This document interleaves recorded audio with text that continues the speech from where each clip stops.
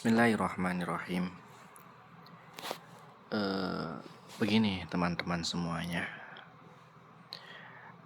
dalam penjelasan seputar nuzulul Quran, ada 3 teori yang menjelaskan tentang nuzulul Quran. Teori yang pertama, pada malam Lailatul Qadar, Al-Quran dalam jumlah dan bentuk yang utuh dan komplit diturunkan ke langit dunia, sama'ad dunia. Setelah itu dari langit dunia Al-Quran diturunkan ke bumi secara bertahap sesuai dengan kebutuhan. Ada yang mengatakan selama 20 tahun 23 bulan 25 hari. Ada yang mengatakan 22 tahun 2 bulan 22 hari. Nah, teori kedua, Al-Quran diturunkan ke langit dunia selama 20 malam Lailatul Qadar dalam 20 tahun. Lailatul Qadar hanya turun sekali dalam setahun. Nah, setelah itu dibacakan kepada Nabi Muhammad SAW sesuai kebutuhan. Teori ketiga, Al-Quran turun pertama kali pada malam Lailatul Qadar. Selanjutnya Al-Quran diturunkan ke bumi secara bertahap dalam waktu yang berbeda-beda. Teori yang pertama paling masyhur, populer, dan didukung banyak ulama. Nah, teori ini diperkuat banyak hadis sahih. Teori kedua dipelopori oleh Al-Muqattil dan Abu Abdillah Al-Halimi dalam kitab Minhaj, juga Al-Mawardi dalam tafsirnya. Nah, teori ketiga juga dikemukakan oleh Sya'bi dan kawan-kawan.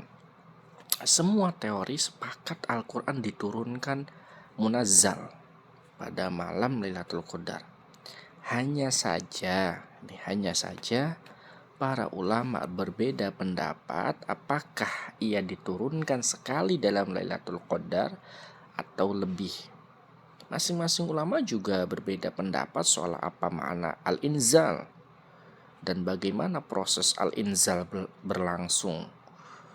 Yang pertama mengatakan al-inzal yaitu al-idhar, melahirkan atau menjelaskan, menghadirkan atau memperlihatkan. Jadi posisi tidak harus dari ketinggian langit menuju tempat rendah bumi seperti terkandung pada kata nazala. Pendapat kedua, Allah Subhanahu wa taala memberikan pemahaman kepada malaikat Jibril yang ketika itu berada di langit. Kemudian Jibril turun ke bumi menyampaikan kepada Nabi Muhammad SAW. Karena itu pilihan katanya adalah nazala. Lantas bagaimana proses komunikasi antara Jibril dan Nabi Muhammad SAW berlangsung? Mengingat keduanya bukan dari jenis makhluk yang sama, para ulama memberikan dua kemungkinan. Jibril beralih rupa atau malih rupa menjadi manusia, atau sebaliknya. Pertanyaan selanjutnya, Al-Quran seperti apakah yang diturunkan kepada Jibril dan dibacakan kepada Nabi Muhammad SAW? Nah, ada 3 teori. Pertama, Al-Quran diturunkan kepada malaikat Jibril lafdan wa ma'anan, kata dan maknanya secara sekaligus. Penjelasan yang seperti ini, Jibril menghafal Al-Quran yang tertulis dalam Lauhul Mahfudz. Lauhul Mahfudz itu ya bisa kita artikan ya tablet yang terjaga. Kemudian dibacakan ulang kepada Nabi Muhammad SAW. Menurut teori ini, ukuran setiap huruf di Lauhul Mahfudz sebesar gunung Qaf.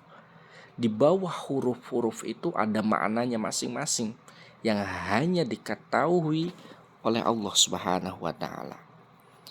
Yang kedua, Jibril membacakan Al-Quran kepada Nabi Muhammad SAW menggunakan makna khusus. Selanjutnya, Nabi Muhammad SAW menerjemahkan ke dalam bahasa Arab. Yang ketiga, Jibril hanya menyampaikan makna Al-Quran. Selanjutnya, agar Al-Quran dipahami audiensinya, Nabi Muhammad SAW membungkusnya dengan bahasa Arab. Nah, ini keterangannya ini ada dalam sumber Al-Zarkasi Al-Burhan fi Ulumul Quran, halaman 228 jilid 1 atau volume 1. Boleh kita cek masing-masing.